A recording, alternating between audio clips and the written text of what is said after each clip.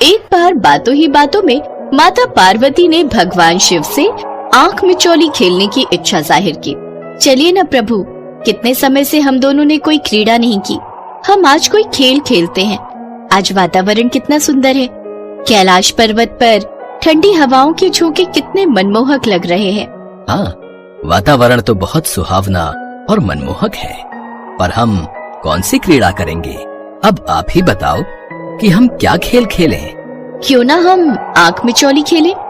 कितने समय से हमने आंख मिचौली नहीं खेली।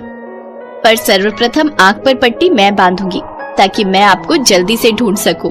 ठीक है देवी पार्वती, जैसी आपकी इच्छा। भगवान शिव ने माँ पार्वती की आंखों पर पट्टी बांधी और उसके पश्चात उन दोनों ने आंख मिचौली खेलना प्रारंभ किया। आओ पार्वती, मुझे ढूंढो, बताओ मैं कहाँ हूँ? बस कुछ देर रुकिए स्वामी, मैं आपको पकड़ कर ही दिखाऊंगी।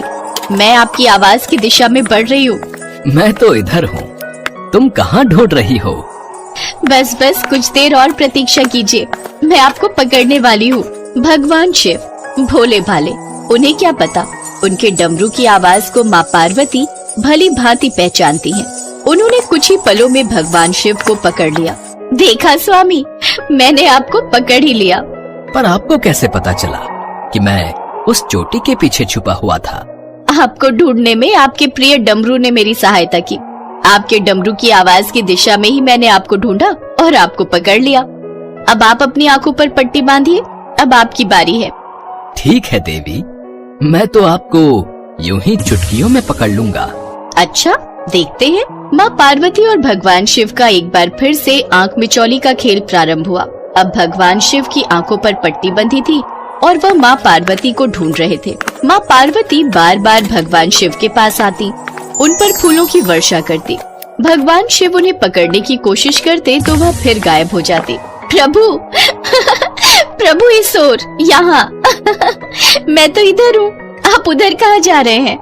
देवी पार्वती को तो पकड़ना बहुत असंभव हो रहा है, अब क्या करूँ? खेल भी तो खेलना है। तभी भगवान शिव को बालक गणेश की आवाज सुनाई दी। गणेश पुत्र, गणेश जरा इधर तो आना। पिताश्री, आपकी आंखों पर पट्टी कैसे बंधी हुई है? तुम्हारी माता और मैं आंख मिचौली खेल रहे हैं, मेरी आंखों पर पट्टी बंधी है। मुझे तुम्हारी माता को ढूंढना है, तुम मेरी इसमें सहायता कर सकते हो।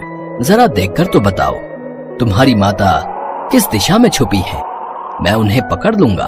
पिताश्री, यदि मैंने आपकी सहायता की तो माता मुझसे नाराज हो जाएंगी, और वैसे भी ये तो खेल में छल हुआ ना, मैं आपकी इस छल में सहायता क्यों करूं?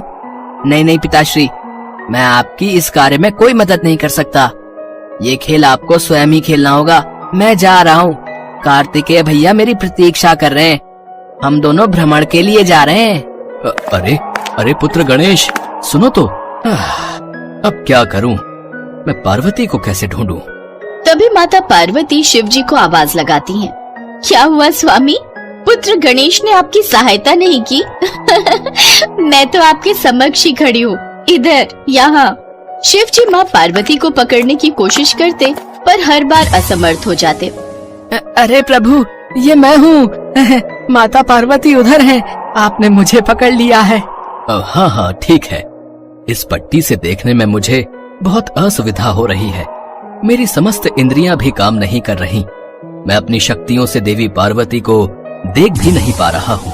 स्वामी, जब तक यह मेरे हाथों से बंधी हुई पट्टी आपकी आंखों पर है, आपको दिखाई नहीं देगा। आपको मुझे ऐसे ही ढूंढना होगा, मेरी आवाज की दिशा में, इधर।